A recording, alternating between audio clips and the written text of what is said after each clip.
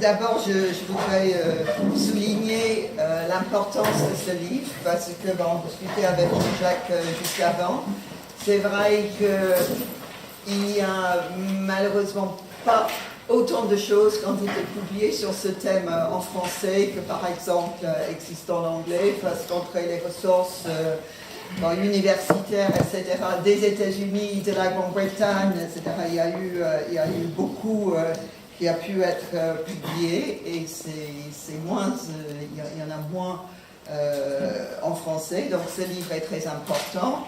Je pense que ce n'est pas la peine de souligner ici l'importance de la question des femmes par rapport à la révolution russe, parce que, comme Jean-Jacques explique dans son livre, il y a aussi bien l'activité des femmes qui a été en grande partie le déclencheur de la révolution elle-même en 1917, mais après, évidemment, par le travail d'Alexandre Kollontai, entre autres, tout l'aspect d'essayer de construire une nouvelle vie, une nouvelle société, en prenant au sérieux les questions de la famille, de la place des femmes, etc. Et Jean-Jacques souligne d'abord quelle était la place des femmes en Russie dans une société patriarcale et violente. Il insiste sur cette question, sur la Russie, et comment ça a pu être transformé,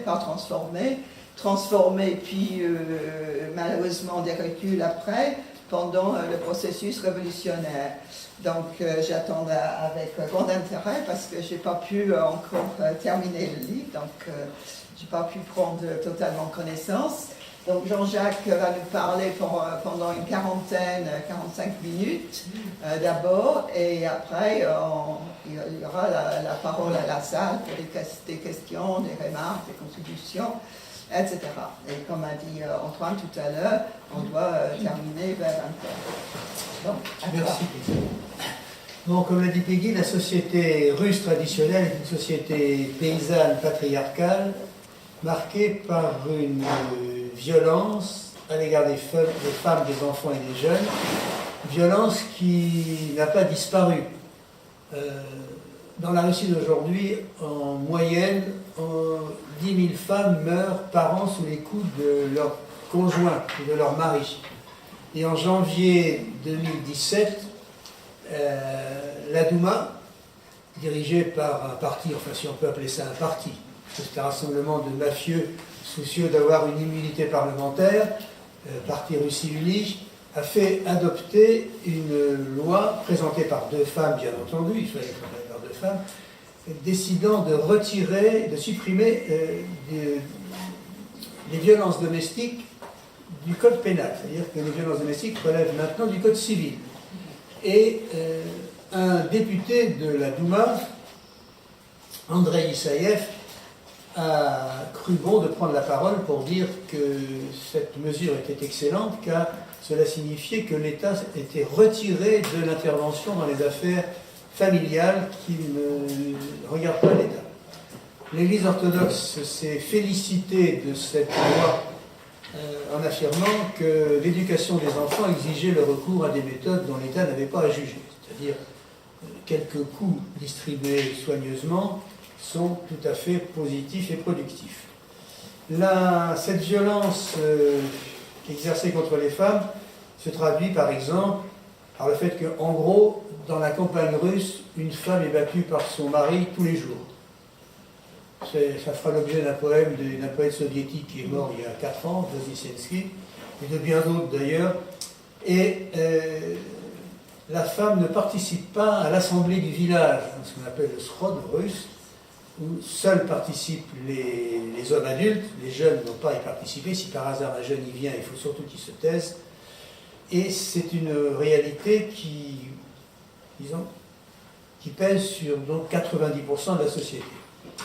Cette société patriarcale commence à subir quelques fêlures à partir du milieu du XIXe siècle, sous le double impact de l'effet de la Révolution française, qui avait déjà suscité une révolte d'officiers contre Nicolas Ier en décembre 1825, et puis d'un début d'industrialisation qui est due d'ailleurs uniquement à des questions militaires. Lors de la guerre de Crimée, en 1855, l'armée contre l'Empire ottoman, l'armée russe a subi de la part des armées turques soutenues par les Anglais et les Français une défaite retentissante due essentiellement à cause du retard incroyable que mettaient les renforts à parvenir. Il n'y avait pas de route. Il y avait, Pouchkine a dit, il y aura des grands poètes russes du début du 19e siècle, a dit la Russie aura des routes dans 500 ans. Il ne s'est pas tellement trompé, hein, il n'y en a pas toujours énormément aujourd'hui. Et Alexandre II, son successeur, a décidé qu'il fallait quand même passer de 1000 km de chemin de fer à un peu plus, donc on a commencé à créer presque de toutes pièces un prolétariat qui a exigé pour être créé l'abrogation du servage, car pour qu'un ouvrier, qu'un homme vende sa force de travail, il faut qu'il puisse la vendre. S'il est serf, il ne peut pas la vendre.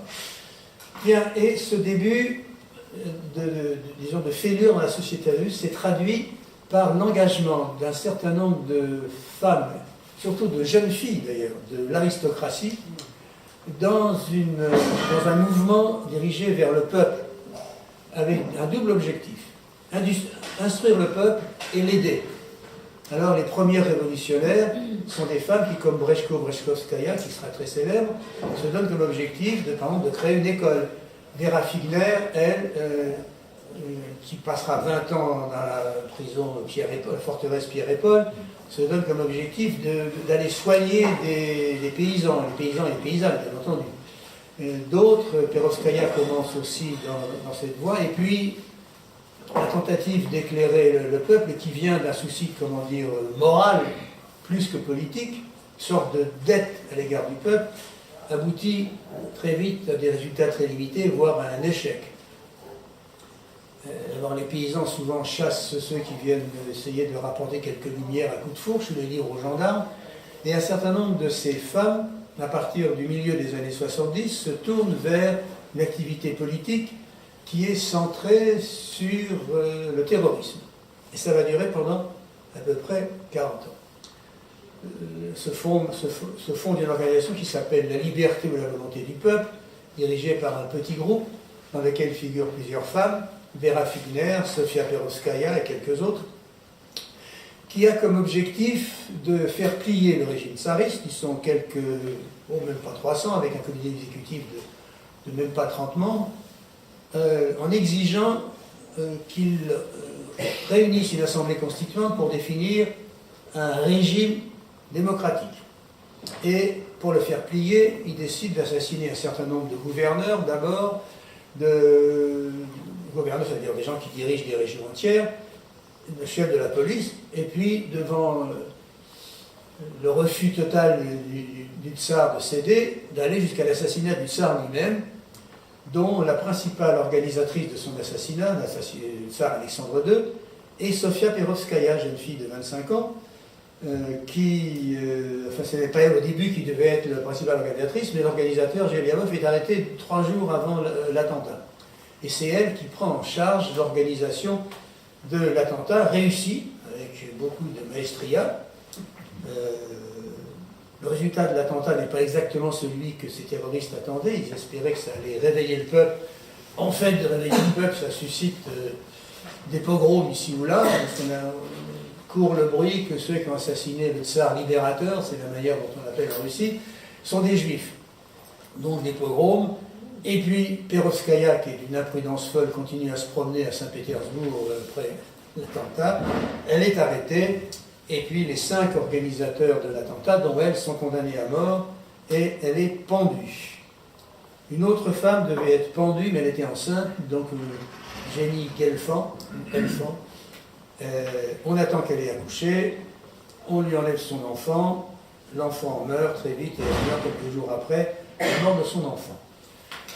Dans les années qui suivent, on va voir, se dessiner 2 courants dans le combat politique, dans lesquels vont commencer à s'intégrer un certain nombre de femmes. D'un côté, le courant visant à essayer d'organiser la classe ouvrière pour un combat contre le régime social et politique.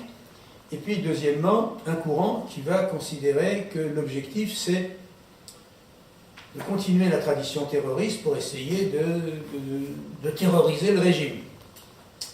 Entre 80 et 90, 21 des 43 révolutionnaires qui ont été condamnés aux travaux forcés ou à la prison à vie étaient des femmes, donc la moitié. Enfin, la moitié moins un demi. Ça donne donc la signification de leur importance. Mais ces femmes n'avancent aucune revendication concernant les problèmes des femmes, ni les leurs, mais c'est vrai qu'elles appartiennent pour l'essentiel à l'aristocratie, et c'est ce que souligne Kropotkin d'ailleurs, ni celles des ouvrières qui commencent seulement à apparaître dans les années 80. Une classe ouvrière se constitue, à partir de ces années-là, une classe ouvrière très diversifiée, soit des commis, serveurs et serveuses, il y en a 150 000 à Saint-Pétersbourg, au début du XXe siècle, qui ont des horaires de travail de 15 à 16 heures par jour, 7 jours sur 7. Deuxièmement, des ouvrières, surtout d'abord du textile, qui ont des horaires à peu près identiques, à peu près 14 à 15 heures par jour, et qui travaillent dans des conditions effroyables. Si elles tombent enceintes, elles doivent travailler jusqu'à l'apparition des premières douleurs et reprendre le travail dès l'accouchement, sinon elles sont renvoyées. C'est ce qui va provoquer des mobilisations d'ouvrières et d'ouvriers, d'ailleurs à partir des années 95, et surtout en mai 96 éclate une grande grève des ouvrières et ouvriers des textiles qui réclament une augmentation de leur salaire, pas égale hommes et femmes, mais un salaire pour tous, mais diversifié, une journée de travail de 12 heures et une interruption d'1 heure et demie pour le repas de midi. Les patrons hurlent et entonnent un refrain qui est bien connu, qui traversera, je dirais presque les siècles, qui est destiné à durer, avec une journée de travail aussi courte, on sera ruiné. Donc, la grève dure une semaine et elle pousse le gouvernement à adopter en juin 1997 une loi qui limite à 11h30 la durée de la journée de travail. On pourrait dire gros progrès, mais en réalité, les patrons la bafouent sans problème, car il y a une inspection du travail au pouvoir très limité et avec un nombre d'inspecteurs extrêmement bas, qui fait que cette loi n'a à peu près aucun effet. Alexandra Kollontai expliquera, lors des grèves économiques de 94-96 à Saint-Pétersbourg et lors de la grève historique des ouvriers du textile en 96, les ouvrières et les ouvriers débrayèrent ensemble à l'unanimité. La participation au mouvement ouvrier rapproche l'ouvrière de sa libération, pas seulement en tant que vendeuse de sa force de travail, mais aussi en tant que femme, épouse et ménagère. Mais, écrit-elle, dès que la vague de grève se calma et que les ouvriers retournèrent au travail, les femmes se retrouvèrent à nouveau éparpillées et isolées. Il faut dire que dans la Russie tsariste, les syndicats sont interdits. Enfin, il n'est pas question de créer un syndicat. Tout est interdit d'ailleurs, à part l'Église orthodoxe et puis la cour. Le début du XXe siècle va changer les choses pour une raison simple. À partir de 1903, dévale sur la Russie, qui est frappée par une contraction du marché mondial, qui fait que ses exportations s'effondrent, une vague de grève qui monte du sud et qui va aboutir à une situation assez étonnante. Un officier de police de l'Okhrana, la police politique, Zoubatov, élabore une théorie suivant laquelle, pour que le régime tsariste ne soit pas mis en danger, il faut détourner les ouvriers des révolutionnaires et pour ce faire, il faut leur accorder un certain nombre de satisfactions. Il développe une idée qui est la suivante. Les ouvriers font grève pour obtenir un résultat, les révolutionnaires font grève pour des raisons purement politiques. Donc il faut dissocier les deux. Et il crée à Moscou d'abord une association d'ouvriers et d'ouvrières, qui voit dans le tsar d'abord son défenseur et son protecteur. Puis il crée un parti juif tenu par la police, qui est dans l'ouest de la Russie, c'est-à-dire la Pologne russe essentiellement. Et puis à Saint-Pétersbourg, il rencontre un pope, le pope Gapon, avec lequel il crée une association d'ouvriers, au début d'ouvriers seulement, en février 1904, ouvriers russes et de confession orthodoxe, qui est destiné au début à rassembler les ouvriers pour qu'il demande tranquillement et gentiment au tsar de bien vouloir leur accorder satisfaction. L'idée n'est pas a priori complètement stupide, car dans la masse encore de la paysannerie russe, on considère le tsar comme le petit père. C'est un petit père en dessous duquel figure une couche de nobles propriétaires terriens qui, eux, sont des sales types, et puis une bureaucratie d'État qui trafique la bonne volonté du tsar et qui empêche le tsar de faire ce qu'il voudrait faire pour satisfaire ce peuple. Et puis cette association à Saint-Pétersbourg grandit, les ouvriers y adhèrent d'un peu partout, et puis on va aboutir, et même des ouvrières y adhèrent sous l'inspiration d'une ouvrière qui s'appelle Vera Karenina, qui a commencé à travailler à l'âge de 9 ans, et qui organise un cercle dans cette association qui rassemble 2000 ouvrières et dont elle est une véritable dirigeante. Et le directeur des usines Poutilov, où nous sommes en plein dans la guerre avec le Japon, on pense que puisqu'il fabrique des mitrailleuses et des canons pour le régime, il peut faire ce qu'il veut, licencie 4 ouvriers de cette association dirigée par ce Pop Gapon. Il croit qu'il peut le faire tranquillement. Le peuple essaie d'arranger les affaires, c'est-à-dire d'obtenir l'intégration en discutant avec le gouverneur de Saint-Pétersbourg. Le directeur ne veut rien entendre. Résultat, le 3 janvier, la société du peuple Gapon de l'usine Poutilov déclenche la grève. 12 500 grévistes sur 15 000 ouvriers. Que font ces ouvriers?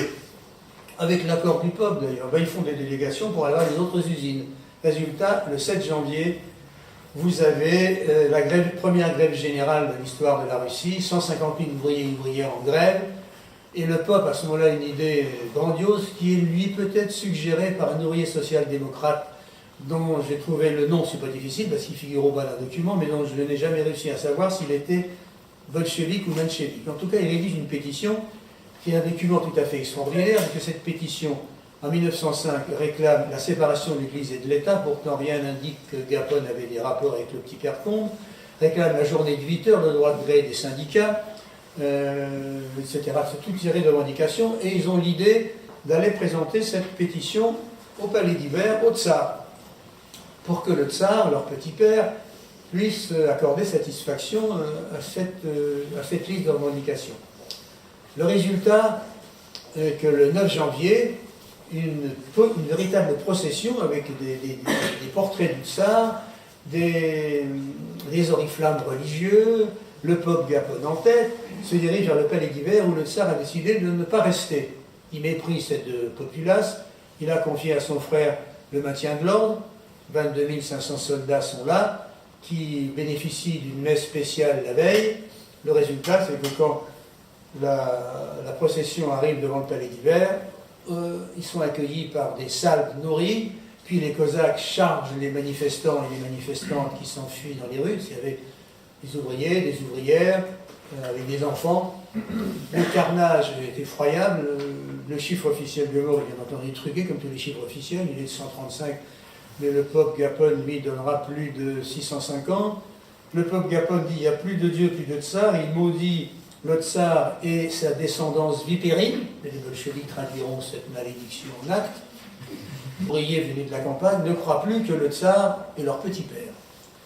Deuxièmement, ça déclenche une vague de grève, et qui va déboucher sur la grève générale en octobre 1905. Et cette date est si importante que dans une petite ville de la Pologne russe qui s'appelle Bilgoraj, un rabbin qui s'appelle Singer, le père des deux grands écrivains, Israël Joshua Singer, qui est le plus grand des deux, et Isaac Bashevis Singer, affirme à ses fidèles que ce qui vient de se passer annonce l'arrivée du Messie. Bon, il s'est trompé, ce rabbin, ça c'est sûr, mais ça annonce l'arrivée d'autre chose, une vague révolutionnaire qui déferle sur la Russie, qui va déboucher sur la création de soviets,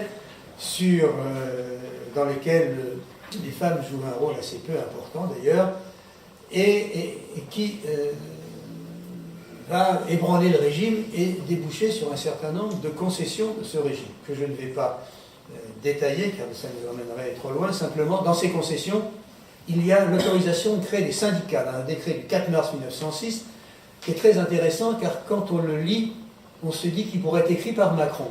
Vous verrez pourquoi.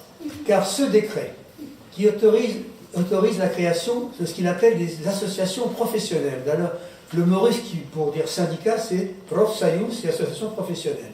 Et dans le décret, pour le tsar, il s'agit à la fois d'associations professionnelles de patrons, d'un côté, d'ouvriers de l'autre, qui, dans l'entreprise, doivent discuter pour aboutir à obtenir les meilleures décisions concernant le bien de l'entreprise.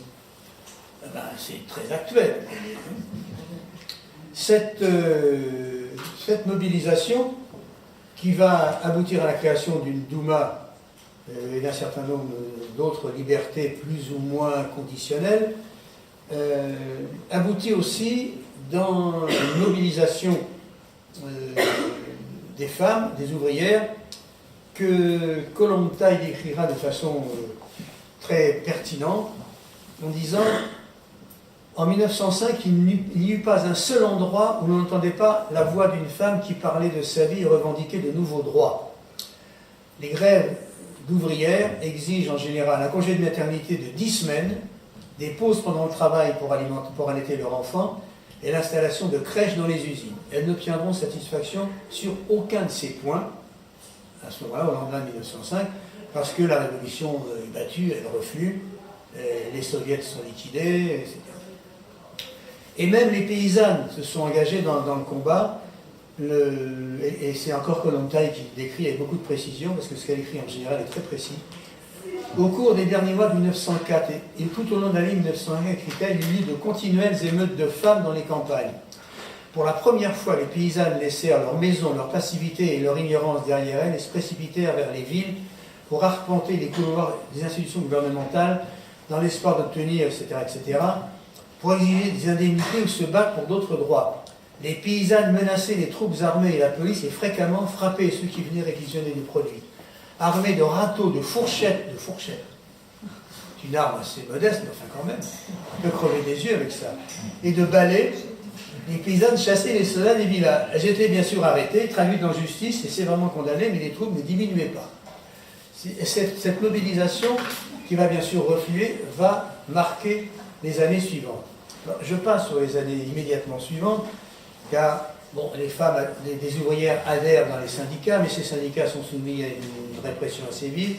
Ils dépérissent et finalement, en 1912, il n'y a que 6% des syndiqués sont des femmes seulement. Et le nombre de syndiqués s'est effondré. Et puis 1912, le mouvement repart et va entraîner des ouvrières. Pourquoi ? Parce qu'il y a une grève en février 1912 dans l'usine d'or de la Lena, qui s'appelle la Lena Goldfield, parce que ses patrons sont en Angleterre.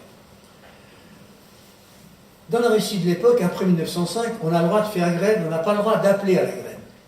Et c'est assez remarquable comme dissociation, c'est béni par l'Église orthodoxe, pour qui ce genre de distinction est très intéressante.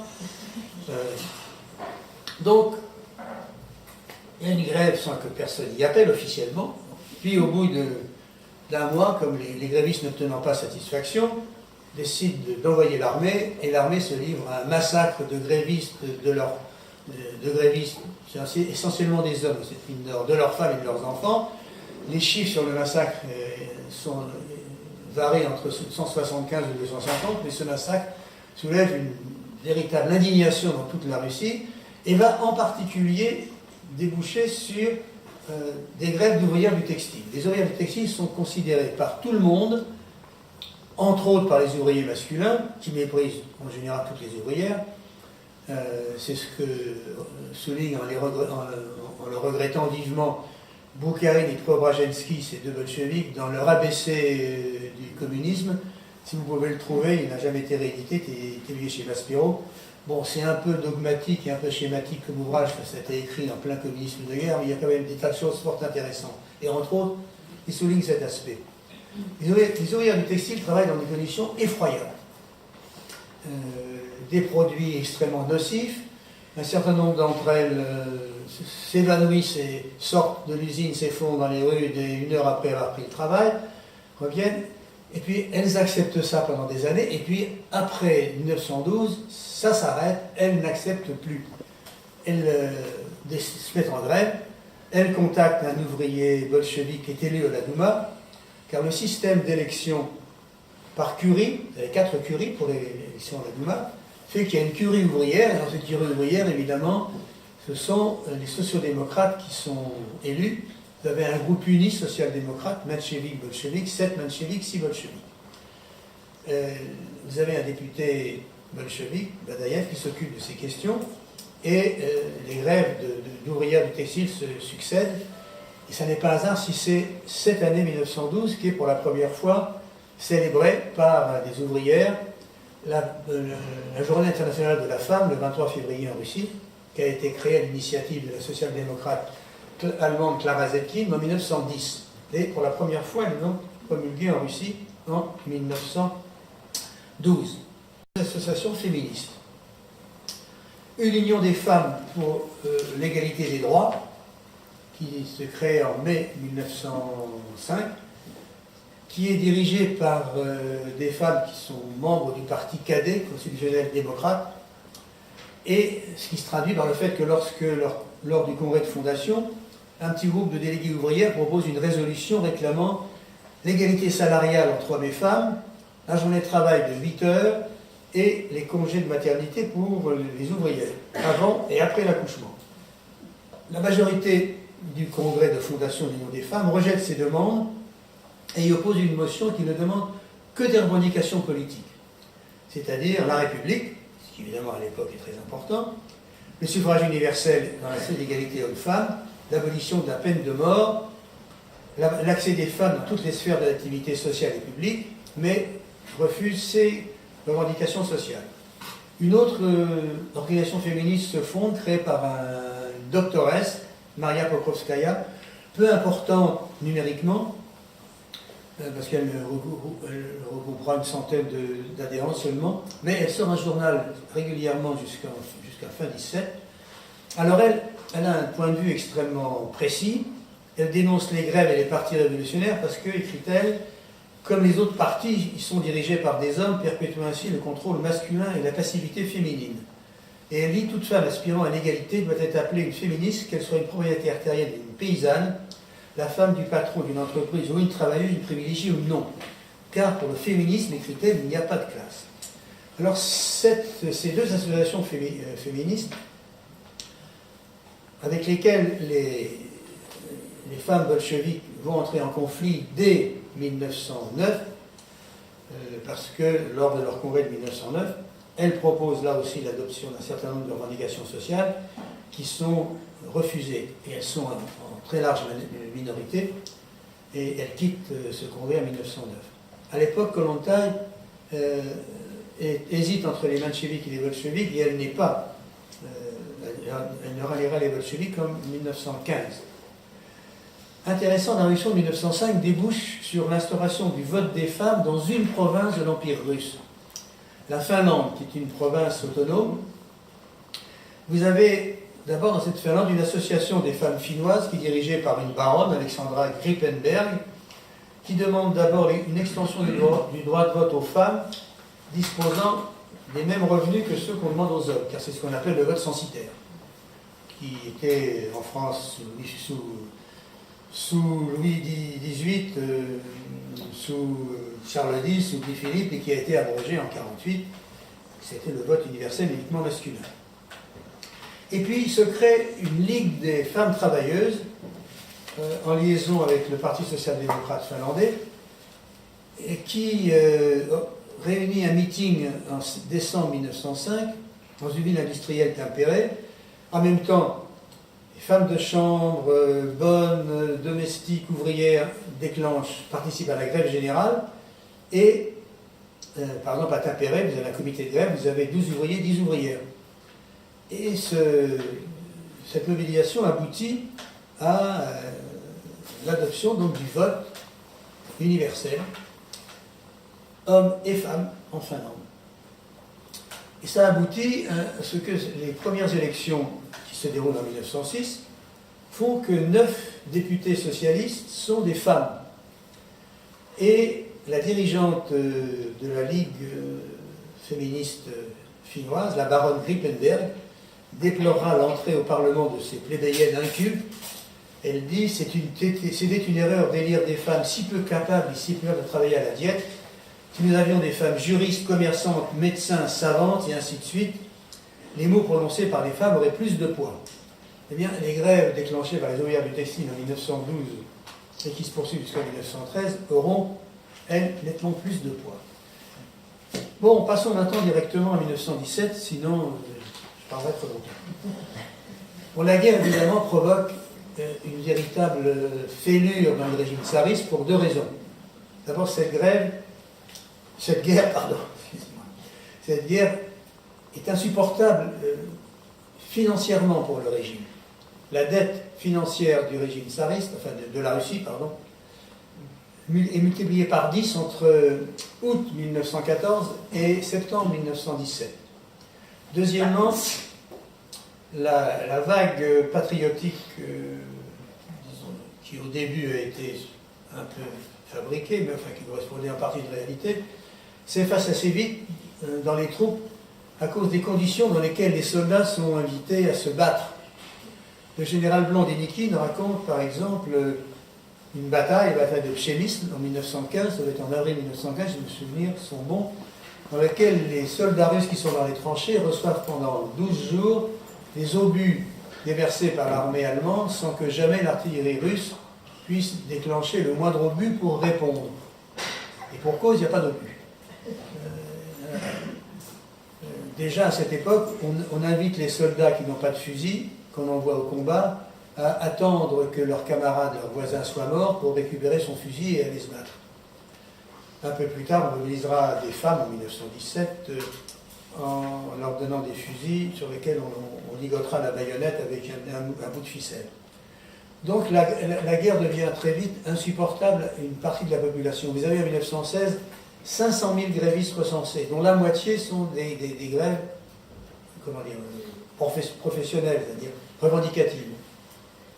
Le ravitaillement devient de plus en plus difficile. Il n'y a que Solzhenitsyn qui trouve qu'en février 17, on pouvait se ravitailler comme on voulait en Russie. Il l'écrit absolument en toutes lettres dans son mars 1917. Il écrit que pas de problème, c'était très bien. Et ces difficultés aboutissent au fait que dès le début de 1917, le quotidien, si j'ose dire, d'une ouvrière consiste à se lever à 4 heures du matin pour aller faire la queue pour acheter du pain pour son mari ou pour elle et pour les enfants. Elle n'en a pas toujours, surtout si elle est arrivée un petit peu en retard. Et donc, en plus le pain augmente, les salaires augmentent de 100% pendant la guerre et les prix de 300%. Donc un mécontentement s'accroît et le 22 février 1917, juste avant la journée internationale des femmes, le responsable bolchevique de l'arrondissement de Vyborg, qui est l'arrondissement industriel au nord de Petrograd, fait le tour des usines et conseille aux ouvriers et aux ouvrières de ne pas faire grève le lendemain. Je pense que la situation n'est pas favorable. C'est ce qu'un député ultramonarchiste, Shulgin, à côté duquel Marine Le Pen apparaîtrait presque comme une progressiste inconsciente, déclare, oui, effectivement, il suffit de lire ce qu'il écrit à propos de la journée du 27 février, quand il verra la foule entrer dans la Douma, après la Révolution. Il dit, quand je vois ces trônes ivres, ces trônes ignobles, je dis, il nous faut des mitrailleuses. C'est pas vraiment progressiste. Lui, il décrira la situation de la façon suivante. La révolution était prête, mais les révolutionnaires n'étaient pas prêts. Et c'est exactement ce qui se passe le 23. Les ouvrières du textile de l'usine de Vyborg décident de se mettre en grève, toutes seules, comme des grandes. Et que font-elles? Elles décident d'envoyer une délégation à l'usine de métallo de Ericsson voisine. Ces ouvriers étonnés vont voir le responsable bolchevique qui dit dans ses souvenirs « J'étais indigné, vous n'avez pas obéi ». Bon, puis quand même, puisqu'elles manifestent dans les rues, elles entraînent les métallos, donc les partis décident de se joindre à ces ouvrières et à ces ouvriers. Elles jouent encore un rôle très important, ces ouvrières, dans les 2 journées qui suivent, car dans les manifestations qui prennent une ampleur de plus en plus grande, les soldats sont invités à mater les manifestants, les ouvrières s'accrochent aux fusils pour les empêcher de baisser les fusils, elles discutent avec les gars, tu ne vas pas tirer sur moi, tu ne vas pas tirer sur ton frère, tu ne vas pas tirer... En général, les soldats craquent, et malgré l'invitation du général Gorbatchev à tirer dans le cœur de la foule, parce qu'il dit si on tire en l'air, ça n'a aucun effet. C'est vrai, ça fait rire les manifestants. Le 27 février, le régime s'effondre. Sont désignés le premier soviet, est désigné le premier soviet, avec des délégués qui se sont d'ailleurs désignés eux-mêmes, c'est toujours plus pratique. Ça va vite cesser, ils vont vite être élus quand même. Et puis, cette révolution qui aboutit au renversement du régime tsariste, avec l'abdication du tsar le 2 mars, abdication immédiatement saluée par l'Église orthodoxe qui dit que cette abdication est le signe de la main de Dieu, alors qu'ils ont tous prêté serment de fidélité au tsar avant. Il faut dire que les membres du Saint-Synode touchaient 200 000 roubles par mois, alors qu'à l'époque, le prix du pain, c'est un gros. Lorsque l'Église orthodoxe voudra manifester contre les bolcheviks, en janvier 1918, les bolcheviks feront diffuser un tract indiquant la montée de ce salaire, le montant de ce salaire. Pardon. Ça suffira à décourager un certain nombre de manifestants. Alors, cette révolution va déboucher sur deux types de conquêtes. Une conquête concernant les femmes, une conquête concernant les minorités nationales, c'est-à-dire le gouvernement provisoire appuyé sur le soviet, dirigé par Menchevik et socialistes révolutionnaires, abroge toutes les dispositions discriminatoires contre les minorités nationales, et d'abord bien sûr contre les juifs, contre lesquels existait à peu près au fil des années plus de 650 mesures discriminatoires. Chaque tsar en rajoutait un paquet. Et aussi contre les Turkmènes, les Kirghizes.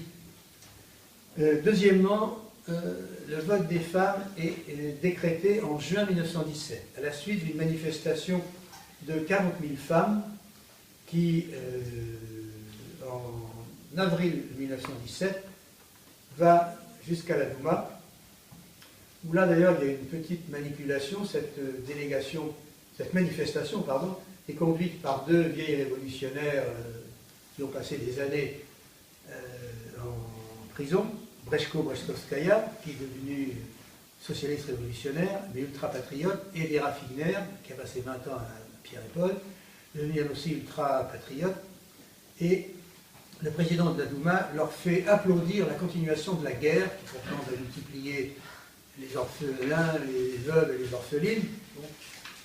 Mais comme note une assistante de l'époque, enfin, elle était dans la manif, ce qu'on parlait de l'assistante. Pendant ce temps, les partis ouvriers, eux, développent, essentiellement les bolcheviks, d'ailleurs, une activité en faveur de l'émancipation des femmes, d'autant plus marquante que vous avez trois orateurs qui sont les plus célèbres dans la Russie de 1917, et dans ces trois, deux sont des femmes. Le plus célèbre, c'est Trotsky, mais vous en avez deux autres aussi célèbres que lui. C'est d'un autre côté la socialiste révolutionnaire Maria Spiridonova, et de l'autre la bolchevique Alexandra Kollontai, qui enthousiasment les auditoires. Spiridonova est une socialiste révolutionnaire qui, en 1906, a abattu le gouverneur de Tambov, qui avait organisé une répression sauvage des paysans de Tambov, condamné, arrêté par les Cosaques, violé. Les violeurs, d'ailleurs, seront punis, puisqu'ils seront abattus 2 mois plus tard par 2 terroristes SR. Et à l'époque, d'ailleurs, les femmes SR, socialistes révolutionnaires, ne se soucient absolument pas d'aucune revendication spécifiquement féminine, ni ouvrière, ni pas ouvrière.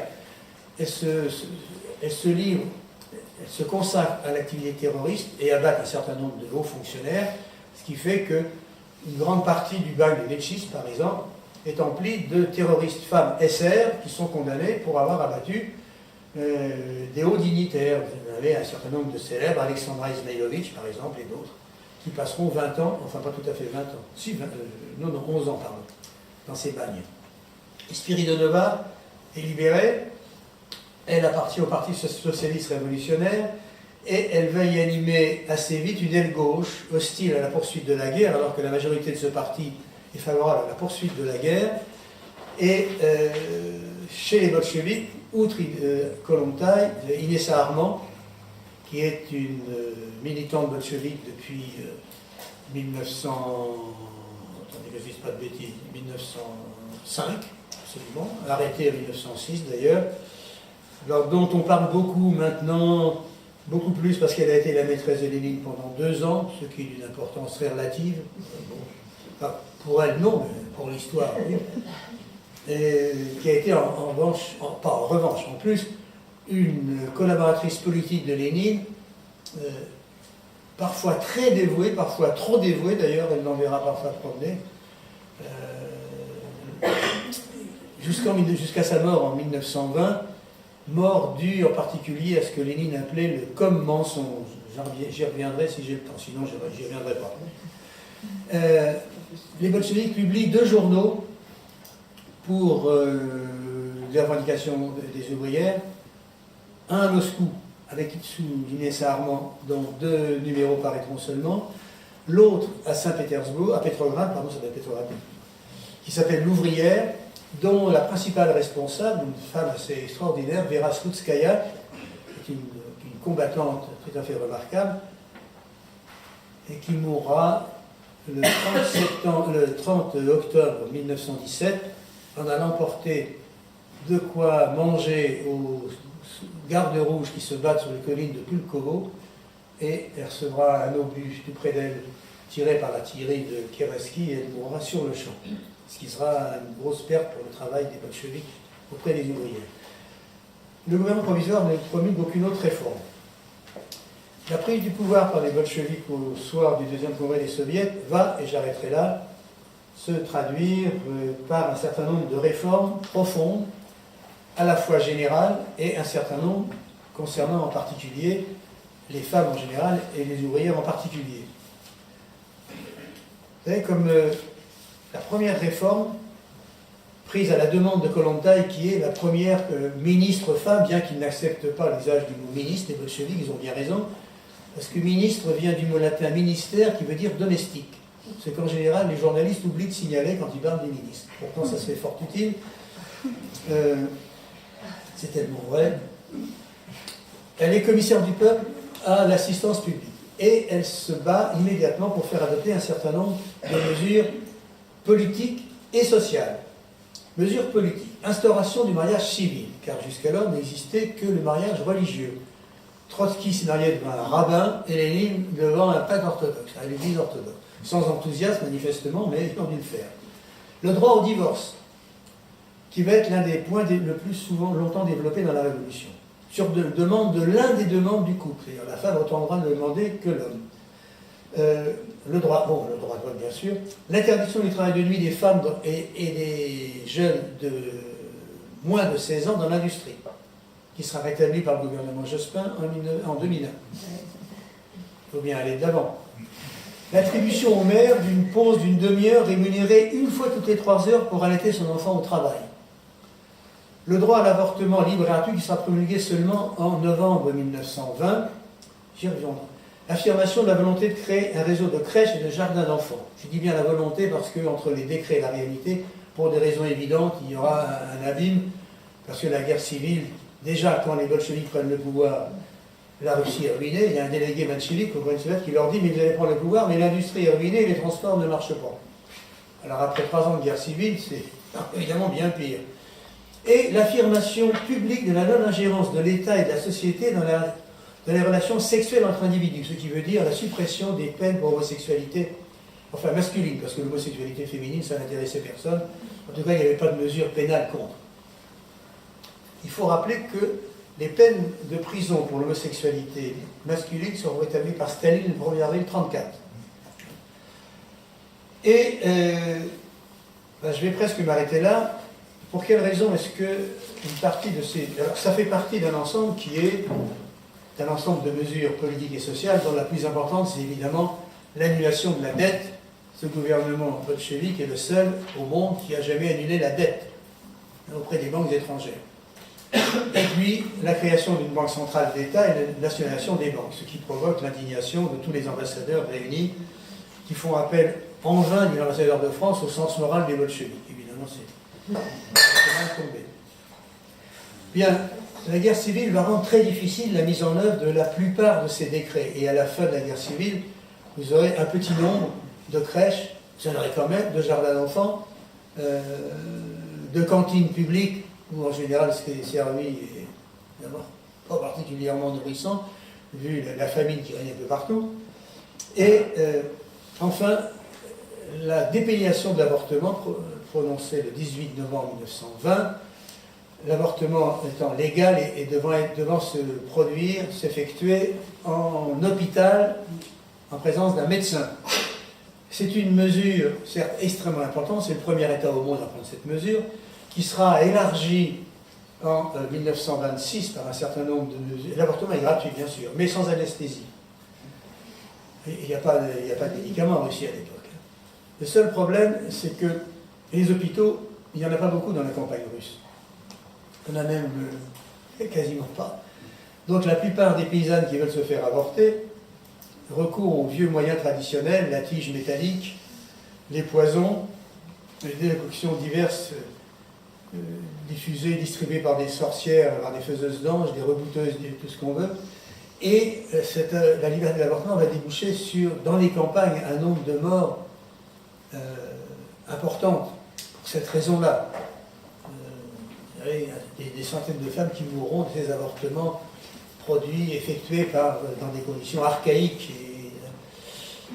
Et deuxièmement, le droit au divorce, et là je termine vraiment, va se heurter à une difficulté qui est que sous le tsarisme, on n'a pas construit d'habitation pour la masse de la population.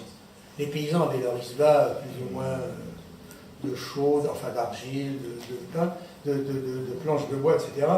Pour les ouvriers, les entrepreneurs construisaient de grands baraquements près des usines, ils s'entassaient.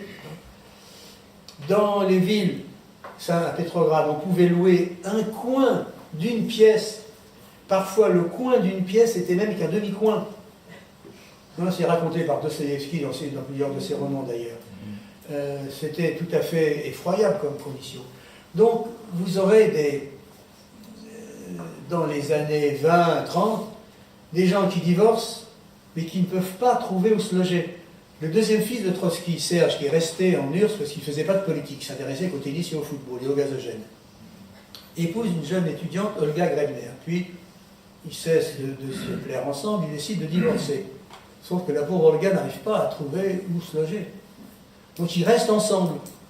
J'ai trouvé une lettre d'une femme particulièrement, enfin si on peut dire amusante. Elle écrit que bon, elle a divorcé, mais à quoi ça lui sert? Elle ne peut pas aller vivre ailleurs qu'avec son mari. La seule différence, c'est que maintenant, ils dorment tête bêche. Donc au lieu d'avoir sous le nez la tête de son mari, elle a ses pieds. Je ne suis pas sûr qu'elle ait gagné au champ. Donc, pour terminer, toute conquête est importante, mais un décret doit être vérifié dans son application réelle. Sinon, c'est une liberté conditionnelle. Alors, ça ne veut pas dire que ce n'est pas très important, tous les décrets qu'ils ont pris. Mais il faut en même temps mesurer dans quelles difficultés ces décrets ont pu être mis en œuvre, vu la situation dans laquelle la Russie soviétique s'est trouvée placée après la guerre civile blanche et après le soutien donné à l'intervention par les divers pays étrangers. Merci, j'arrête.